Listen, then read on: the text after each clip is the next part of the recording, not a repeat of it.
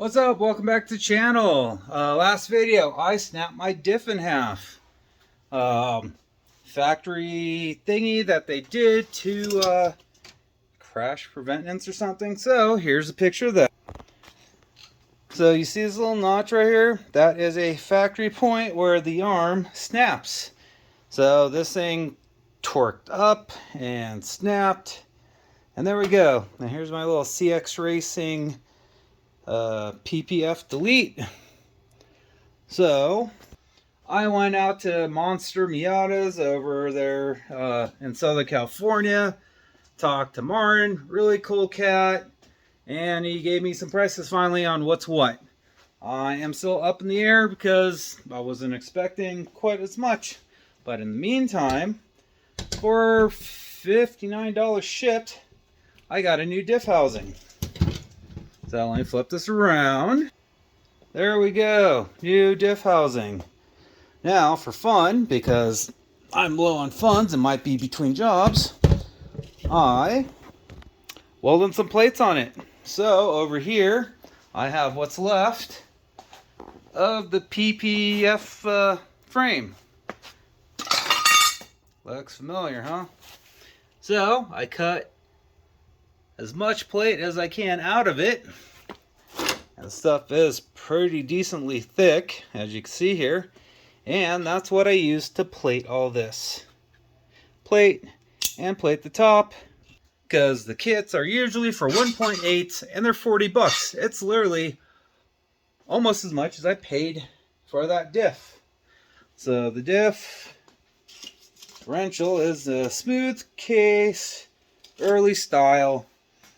And I have a buddy that has a big welder. I have had a tank of argon from the spool gun, because my spool gun is 110 and does not have enough juice. Nowhere near enough juice. My buddy's welder's 220 and does 310 amps max, and we use 250, 260 of it.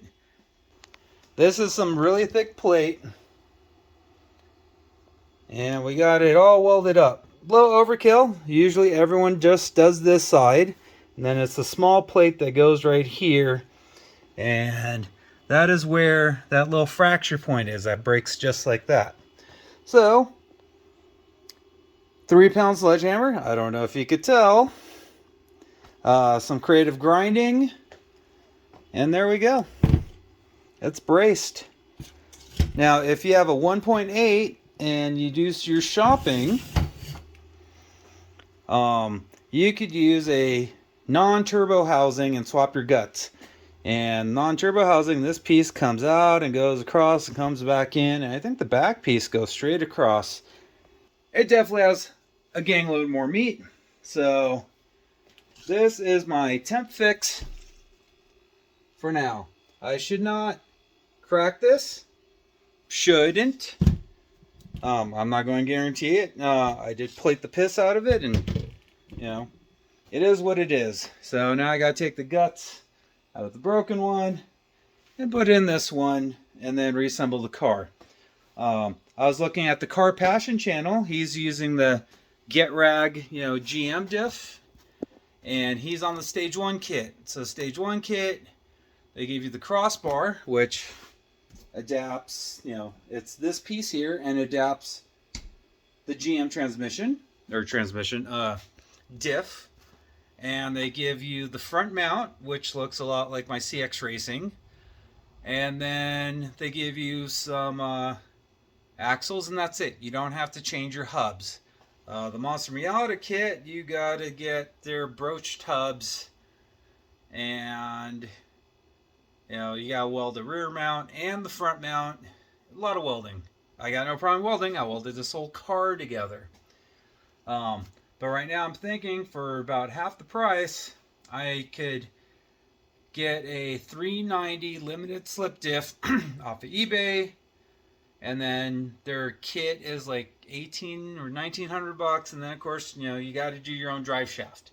If you're in a Miata, not a 20-inch longer Miata like I built here, you should be able to buy their differential kit as well. or differential kit, their drive axle that comes part of the kit. Costs extra, but then it becomes a full bolt-in or almost fully bolt-in ordeal. You still have to weld in the front mount, which is similar to this guy.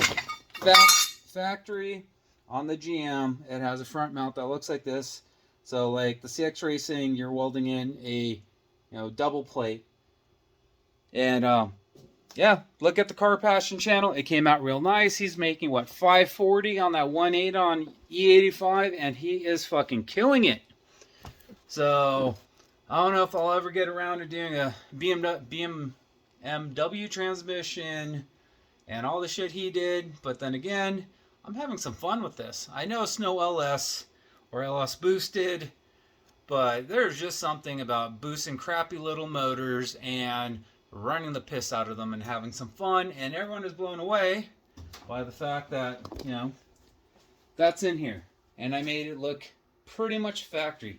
A lot of people think these are factory, I guess strut recesses, strut towers or anti-towers. It looks factory. I did a good job, I think, painting it and blending the two cars together. It's fucking great. If somehow I get a better job that gives me way more money, yeah, LS it, T56 and Monster Miata 8.8 with all the goodies. Until then, it might have to go a little bit cheaper and go with the GM stuff, because $3,000 difference, $3,000. But anyways, people, that is what I'm up to. This is braced. I might grind it down a little smooth or just throw paint on it for shits and giggles, but there we go. And yes, some people plate this side, but the kit they sell, they plate the one arm here and they plate a little bit of the top. And I literally doubled the thickness of all of it. So until next time, thanks for liking, subscribing. Thank you for the new people that subscribed.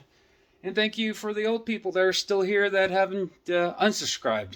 I appreciate it. One day I'll get over 1,000. I'll actually make a penny off of YouTube to help pay for fun cars. But until next time, peace out, people.